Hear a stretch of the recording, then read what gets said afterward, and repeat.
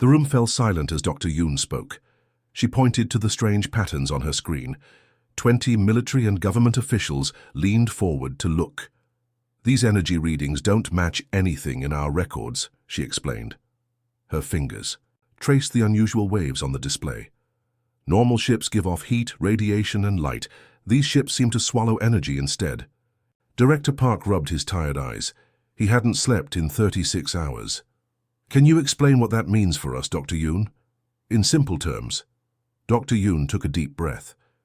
For 10 years, her research papers on quantum physics had been rejected. Her ideas about consciousness affecting reality at the quantum level had made her an outcast. Now these same people who had laughed at her theories were looking to her for answers. "It means they don't think like us," she said. "Their technology, maybe even their biology, operates on different quantum principles. They're truly alien in ways we never imagined." General Lee slammed his fist on the table. "That doesn't help us fight them. We need weapons, not theories." "Wait," said Dr. Yoon. "This could be our advantage. If they operate differently at a quantum level, they might not understand how our minds work either." Outside the command center, panic spread across cities worldwide. The Draconian message had leaked online. People filled the streets, some praying, others rioting. The stock market crashed. Military bases buzzed with activity as soldiers prepared for a fight many believed was hopeless. Dr. Yoon was given an entire floor of the research facility. She called her former student Dr. Kang, who specialized in quantum computing. Together they analyzed the alien fleet's movement patterns. "Look at this," Dr. Kang said, pointing to a simulation on his screen. "Their ships adjust course with perfect timing. No communication lag. It's like they share one mind." Dr. Yoon nodded. A hive mind, perhaps, or quantum entanglement at a biological level. In his office, Director Park met with world leaders on a secure video call. The American president looked exhausted. The Russian president appeared angry. The Chinese premier remained calm but concerned. "Our combined nuclear arsenal might destroy half their fleet," Director Park explained. "But the other half would still be enough to wipe out humanity." "Then we evacuate," said the American president. "Underground bunkers, how many people can we save?" "Maybe 1% of the population," Director Park answered. "And that's assuming the aliens don't have weapons that can penetrate deep underground." Meanwhile, Dr. Yoon made a breakthrough. She hadn't slept in days, her desk covered with empty coffee cups and scribbled notes. Her eyes were red, but they sparkled with excitement as she called Director Park. "I found something. Their ships create a quantum field that's completely ordered. Too perfect. Nothing in nature is that organized." Director Park frowned. "Is that important?" "Yes. Natural consciousness, human consciousness, is both ordered and chaotic. We have pattern and randomness together. That's why we can imagine, create, and adapt. Their perfect order suggests they might lack our flexibility." For the first time in days, hope flickered in Director Park's eyes. In the weeks that followed, Dr. Yoon developed her theory further. She designed a series of tests using the quantum computers at the research facility. Each test confirmed her hypothesis. "The Draconians use quantum fields that are extremely sensitive to disruption," she explained to the emergency council. "Our minds naturally produce quantum patterns that might interfere with theirs." General Lee remained skeptical. "You want us to fight alien spaceships with thoughts?" "Not exactly," Dr. Yoon said. "I want to build devices that amplify and broadcast human neural patterns at a quantum level. It might disrupt their technologies, maybe even their thinking processes." With the alien fleet now passing Mars, time was running out. The world's factories were converted to produce Dr. Yoon's quantum transmitters. Every day, more alien ships joined the approaching fleet. Telescopes showed them destroying research stations on Mars as they passed. Dr. Yoon barely left her laboratory. She worked constantly, refining her calculations, testing prototypes. One night, Dr. Kang found her asleep at her desk, still holding a pencil. "You need to rest," he told her when she woke up. "Not until we're ready," she replied, stretching her stiff shoulders. "The first transmitters go online tomorrow. We need to test them before the aliens get closer." As the first quantum transmitter powered up outside Beijing, Scientists monitored the alien fleet closely. For a moment, nothing happened. Then, 3 ships at the edge of the fleet drifted slightly out of formation before quickly correcting course. Dr. Yoon smiled for the first time in months. "It worked," she whispered. "They felt it." Director Park ordered immediate production of more transmitters. A global network was planned, with devices positioned strategically across all continents. They would create a quantum field around the entire planet. As Earth prepared for its strange defense, Dr. Yoon stared at the night sky.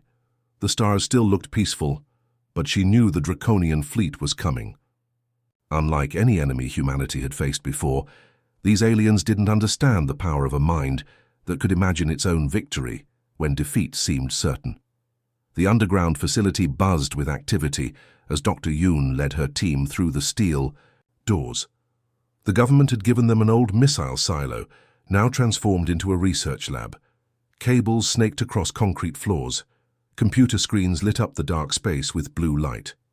Dr. Han stood at a whiteboard, covered with equations. His glasses kept sliding down his nose as he worked. Though only 35, his hair was already turning grey from stress. "The quantum field needs to match human brainwaves exactly," he explained to Dr. Yoon. "Even small errors could make it useless." Across the room, Dr. Mina carefully placed sensors on a volunteer's head. As a neurologist, she had studied human brains for 20 years, but never for a purpose like this. "Hold still," she told the young soldier. "We need clean readings of your thoughts." Technician Kim sat surrounded by communication equipment. His fingers moved quickly over keyboards as he built the systems that would connect the quantum transmitters around the world. "The network is about 60% complete," he reported. "Teams in Africa and South America are still setting up their stations." Dr. Yoon nodded. According to the latest reports, they had less than 6 weeks before the Draconian fleet reached Earth. Time was running out. The next morning, they presented their progress to military leaders. The meeting room was tense. Maps on the walls showed the alien fleet's steady approach. Admiral Choi, head of the United Defense Force, listened with a deep frown. When Dr. Yoon finished explaining their plan, he laughed without humor. "Let me make sure I understand," he said. "You want to broadcast human brain patterns into space and hope it gives the aliens a headache?" Some officers laughed nervously. Dr. Yoon remained calm. "With all due respect, Admiral," she replied, "what alternatives do we have? Our weapons can't stop them. We've seen that on Mars." The room fell silent. Everyone had watched the footage of Martian bases being destroyed. "In seconds. At least tell me you have some evidence this might work," Admiral Choi said. Dr. Yoon nodded to Technician Kim, who played a video on the main screen. It showed 3 Draconian ships near Mars, briefly falling out of formation after the first test of a quantum transmitter. "It's not much," Dr. Yoon admitted, "but it's something." After the meeting, funds for Operation Silent Echo doubled. More scientists joined the team. Work continued day and night. A week later, exciting news arrived. Earth forces had managed to capture a small Draconian scout ship that had separated from the main fleet. The ship was brought to a secure facility in the desert. Dr. Yoon's team was called to examine it. They wore protective suits as they entered the alien vessel. The inside was strange. No chairs, no controls as humans would recognize them. Everything was built for bodies much larger than human, with scales instead of skin. Lieutenant Ju, who led the capture mission, showed them to the ship's data center. Dr. Han had built a translator that could decode some of the alien language. "Look at this," Lieutenant Ju pointed to symbols on a screen. "This appears to be their conquest record." Dr. Han's translator worked slowly, converting alien symbols to human language. 17 worlds, Dr. Han read aloud, all conquered in the last 200 years. His face paled as he continued reading. Total extinction of intelligent life forms on each planet. Dr. Yoon studied another section of data. "This is interesting. Their records specifically mention neural structures of the species they encountered." Dr. Mina joined her, excitement growing on her face. "They're all similar to each other, but completely different from humans. Our brains developed along a unique evolutionary path. This discovery energized the team. They worked with new purpose. refining the quantum transmitters to specifically target the differences between human and draconian neural patterns. Across Earth, giant transmitters rose from the ground. They looked like radio towers, but contained technology never built before. Each drew power from Earth's magnetic field, amplifying it through special crystals grown in Dr. Han's lab. 3 weeks before the expected arrival of the alien fleet, Dr. Yoon visited the main transmitter site in a remote valley. Workers were connecting the final components. The metal structure reached toward the sky like a modern version of ancient monuments. Dr. Han stood beside her, watching their creation with tired eyes. "If we're wrong," he said quietly, "at least we tried something uniquely human." Dr. Yoon placed her hand on the cool metal of the transmitter. "We're not wrong," she replied. "Even if this doesn't work exactly as planned, we've learned something important. Humans can still surprise themselves." That night, the first full test of the global network was scheduled. Scientists around the world watched their instruments. Military leaders gathered in command centers. Ordinary people looked up at the sky, knowing something was happening but not understanding what. As midnight approached, Dr. Yoon took a deep breath and gave the order. "Activate Silent Echo." Throughout the world, the transmitters hummed to life. A quantum field, invisible but powerful, expanded outward from Earth. Carrying within it the unique patterns of human consciousness, it reached toward the approaching fleet, like a silent message. "We are here. We are different. We will not surrender." The sky burned over 3 continents as the Draconian ships entered Earth's atmosphere. Their weapons cut through clouds, leaving trails of steam and smoke. Military bases that had stood for decades disappeared in flashes of light. Soldiers had no time to run. Tanks and aircraft melted like toys in a fire. From space, Admiral Sung watched the destruction through the windows of Orbital Defense Platform 7. It was the last human structure still functioning in Earth orbit.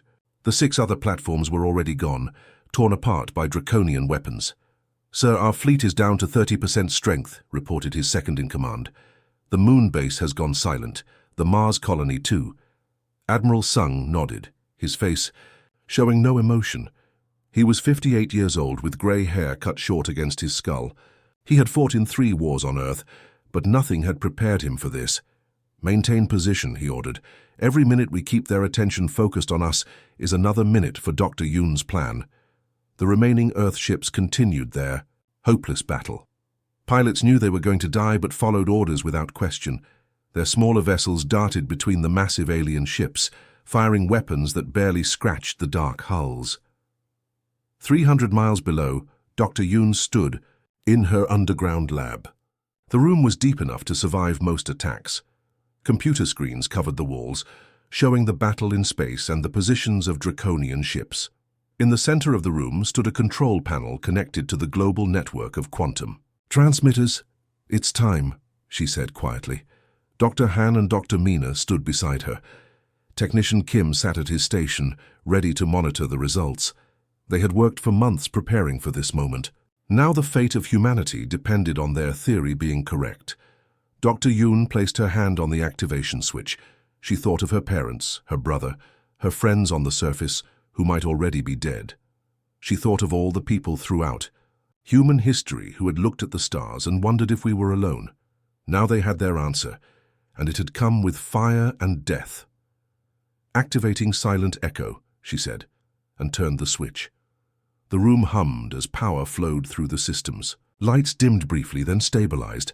The quantum field generators spun up to full power, creating an invisible bubble that expanded outward from Earth at the speed of light. On the screens, they watched the Draconian fleet continue its attack. Patterns, nothing seemed to change. "It's not working," Technician Kim said after 2 minutes. His voice was flat with disappointment. Dr. Yoon checked the readings on her tablet. "The field is stable. The broadcast is at full strength. It should be affecting them." "Wait," Dr. Mina pointed to one of the screens. "Look at their attack pattern. The timing is off." They all stared at the display. The Draconian ships had been firing their weapons in perfect sequences, one after another in precise timing. Now there were small gaps in the pattern, delays of fractions of a second. They're hesitating, Dr. Han whispered. Something is interrupting their coordination. In space, Admiral Sung noticed it too. The deadly precision of the alien attacks was faltering. Some ships fired too early, others too late. A few drifted slightly out of formation. "What's happening to them?" asked his second-in-command. Admiral Sung allowed himself a small smile. "Dr. Yoon's crazy plan is working. The silent echo is disrupting their thought patterns." He turned to his communications officer. "Tell Captain G to launch now. This is our only chance." From the hidden side of Earth's moon, a small stealth ship detached from its hiding place.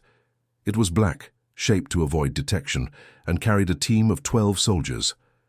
Captain G sat in the pilot's seat, guiding the ship toward the largest Draconian vessel, the command ship at the center of their formation. Captain G was 32 years old, with a thin scar running down her right cheek from a previous battle. She had volunteered for this mission knowing the chances of survival were almost zero.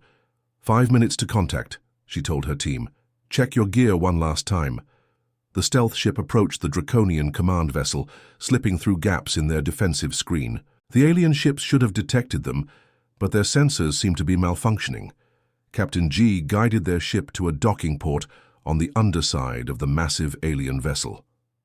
"Secure connection," she announced, as magnetic clamps locked onto the alien hull. "Cutting team, you're up." 3 soldiers moved forward with specialized tools. They cut through the alien material surprisingly easily. Within minutes, they had created an opening large enough to enter.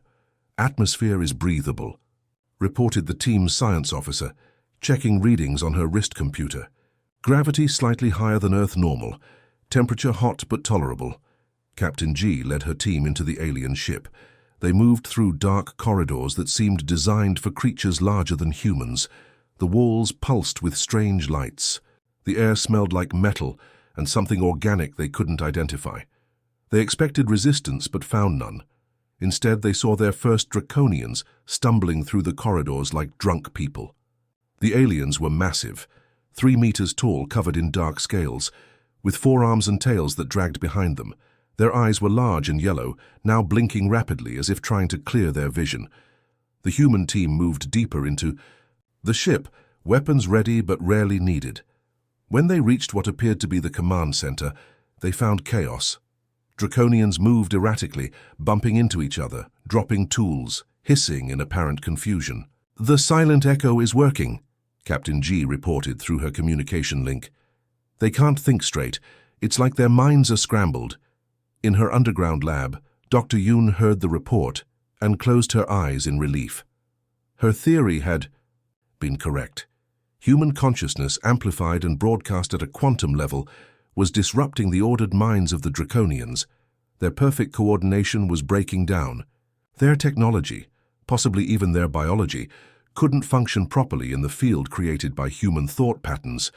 "Increase power to all transmitters," she ordered. "Let's push them until they break." Admiral Sung couldn't believe what he was seeing. The once perfect formation of Draconian ships was falling apart. Some vessels drifted aimlessly, others fired powerful weapons at nothing but empty space. A few had begun spinning slowly, as if their pilots had lost control. "Increase magnification," he ordered. The screen zoomed in on one alien ship. Its exterior lights flashed in random patterns. Small explosions erupted along its hull. "They're destroying themselves," whispered his second-in-command, Admiral Sung, watched as 2 Draconian ships collided, breaking apart in a silent explosion of metal and strange fluid. He had commanded Earth space forces for 15 years and had never expected to see this day. "Order all remaining Earth ships to hold position," he said. "Don't fire unless fired upon. Something is happening to them." In the emergency council, chamber deep underground, world leaders gathered around a large table. Some attended through secure video links. All looked exhausted from weeks of fear and sleepless nights. Dr. Yoon stood at the head of the table, explaining what was happening. "Their consciousness evolved differently from ours," she said, pointing to brain scan comparisons on the screen behind her. "The Draconians think in perfectly ordered patterns. Their minds are like machines, precise, predictable, and rigid." She switched to a new image showing wave patterns. Our quantum resonance field disrupts those patterns. Human thought contains both order and chaos. We can be logical and emotional at the same time. We can think in straight lines or make creative leaps. The Draconians can't handle this complexity. They literally cannot think within our reality framework. The defense minister leaned forward. You're saying we're defeating them with our messiness? Dr. Yoon smiled slightly. In a way, yes. What they see as our weakness, our emotional, unpredictable nature, is actually our strength. Aboard the Draconian command ship, Captain G led her team deeper into the alien vessel. The corridors grew wider and taller as they approached the center. The walls pulsed with red light. Strange symbols flowed across screens like water. Stay together, Captain G ordered. Her team moved carefully, weapons ready. But the resistance they expected never came. They passed more Draconians stumbling through hallways. The massive reptilian aliens moved like they were drunk or sick. Some crashed into walls. Others stood frozen, their forearms twitching. None seemed able to coordinate well enough to fight. Sergeant Baek, the team's combat specialist, checked. Readings on his wrist device. Temperature is rising, he reported. Something's overheating in the ship's core. They entered a large circular room filled with equipment. In the center stood a platform where an enormous Draconian watched screens floating in the air around it. This creature was different from the others, larger, with darker scales and a row of spikes along its spine. Around it, smaller Draconians worked frantically at control panels. I think that's their leader, Captain G whispered. Her team hid behind equipment watching. The High Commander, if that's what it was, moved jerkily. It would start an action, then pause as if forgetting what it was doing. The smaller Draconians adjusted controls, pressed buttons and inserted glowing crystals into machines. They're trying to adapt their technology, Captain G reported through her comlink, but they can't think flexibly enough to counter something they've never encountered. Dr. Han's voice came through her earpiece. Their technology is likely synchronized with their thought patterns. When those patterns get disrupted, everything falls apart. Captain G watched as one of the control panels exploded in a shower of sparks. A Draconian fell to the floor, its scales smoking. The High Commander roared, a sound so deep it made the floor vibrate. We should place the charges now, Sergeant Beck suggested, holding up the explosive devices they had brought. Captain G considered this, then shook her head. No need. They're doing our job for us. Throughout Earth's atmosphere, the remaining human fighters pressed their advantage. Pilots reported that Draconian weapons were firing at reduced power. Their defensive shields flickered on and off. Communication between alien ships had seemingly broken down. In military bases that had survived the initial attack, soldiers cheered as they watched enemy ships crash into each other or fly in circles. The unstoppable invasion was stopping itself. Dr. Yoon monitored the silent echo network from her lab. All transmitters were operating at maximum power. The quantum field now extended beyond the moon, encompassing the entire Draconian fleet. Power. Levels stable, reported Technician Kim. We can maintain this indefinitely. On one screen, Dr. Yoon watched as Captain G's team placed tracking devices on the Draconian command ship. They had decided not to destroy it. The intelligence it contained would be too valuable. Suddenly, alarms blared throughout the lab. Energy surge detected in the Draconian fleet, called Dr. Han from his station. All ships are powering up their main engines simultaneously. Admiral Sung saw it too. The alien vessels, even those that had been drifting aimlessly, were aligning themselves away from Earth. Power readings spiked across their hulls. They're retreating, he announced, disbelief in his voice. After all the destruction, after coming so close to conquering Earth, the seemingly unstoppable enemy was giving up. On screens around the world, people watched as the dark ships began to move away from Earth. Some cried, others cheered. Many stood in silence, unable to believe that humanity had survived. In the command ship's central chamber, Captain G and her team felt the engines rumble to life. The High Commander roared commands, though few of its subordinates seemed able to follow them properly. Time to go, Captain G told her team. Mission accomplished. As they retreated to their own vessel, Captain G looked back at the struggling aliens. These creatures had destroyed 17 other worlds without resistance. They had come to Earth expecting the same easy victory. Instead, They had found that humans thought differently, messily, creatively, unpredictably, and that difference had saved everyone. Dr. Yoon watched the main screen as the Draconian ships moved away from Earth. Their engines glowed brighter than before, pushing them towards space. People around the world celebrated, thinking the aliens were running away. But Dr. Yoon frowned as she studied the energy readings. Something wasn't right. The ships weren't just powering normal engines, they were activating something else. "They're preparing their faster-than-light drives," she said, suddenly realizing what was happening. Her face went pale. Dr. Han looked up from his computer. "But they're still inside our quantum field." "Exactly." Dr. Yoon rushed to her console, typing commands frantically. "We need to shut down the silent echo network immediately." "Why?" asked Technician Kim. "It's working perfectly. They're leaving." "No!" Dr. Yoon shouted when she saw the new readings. "The quantum interference will—" She didn't finish her sentence. A brilliant white flash filled all the screens in the lab. Everyone covered their eyes. When they looked again, one of the Draconian ships was gone, not destroyed, not damaged, simply gone. On screens around the world, people watched in amazement as another flash came, then another. Each time, a Draconian ship disappeared. They didn't explode or break apart. Instead, they seemed to fold inward, like paper being crumpled by invisible hands, before vanishing completely. In orbit, Admiral Sung stared open-mouthed as the massive alien fleet disappeared ship by ship. His sensors showed impossible energy, readings before each vanishing. The space where each ship had been rippled like water for a few seconds, then returned to normal emptiness. "Get me Dr. Yoon," he ordered. "What am I looking at?" But Dr. Yoon was too busy to answer. She and her team worked desperately to understand what was happening. Their computers struggled to process the data from the disappearing ships. The silent echo field is interacting with their drive technology, Dr. Han said, looking at his screen. "It's creating some kind of quantum cascade effect." Within 30 minutes, the entire Draconian fleet had vanished. Earth's skies were clear again. The planet had been on the edge of destruction, and now their enemies were simply gone. 3 days later, Dr. Yoon stood in the presidential office. The windows showed a city still damaged from the alien attacks. Smoke rose from buildings in further distance, but people were out in the streets cleaning up, helping each other, beginning to rebuild. President Hana sat behind her desk, looking tired but relieved. Military officers and government officials filled the room. "Where did they go?" asked President Hana after Dr. Yoon finished explaining what had happened. Dr. Yoon took a deep breath. "Not where, Madam President. When, or perhaps which. They've been displaced into a parallel dimension. The interaction between their drive technology and our consciousness field created a quantum anomaly we couldn't have predicted." "Are they coming back?" asked the defense minister.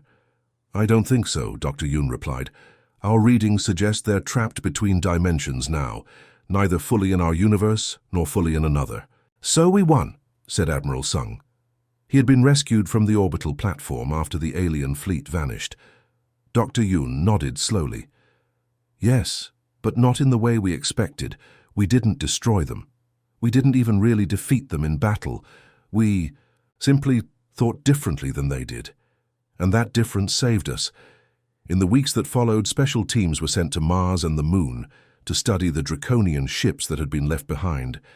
These were mostly damaged vessels that had fallen out of formation before the rest of the fleet activated their drives. They contained technology beyond human understanding. Dr. Yoon led the research effort.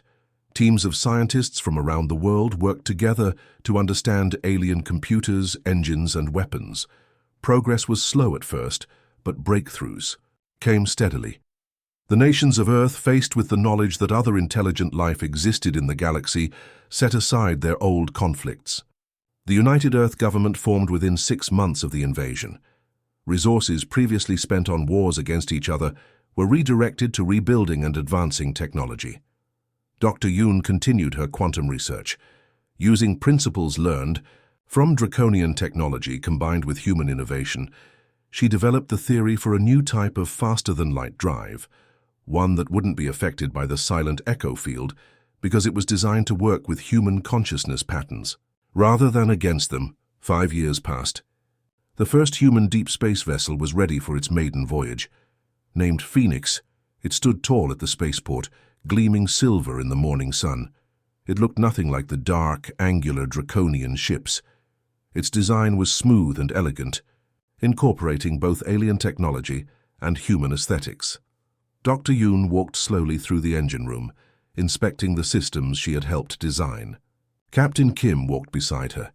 He had been a technician during the invasion, monitoring the Silent Echo network. Now he would command humanity's first faster-than-light ship. "We're ready to explore the stars," Captain Kim said, his voice filled with excitement. Dr. Yoon nodded, but remained quiet.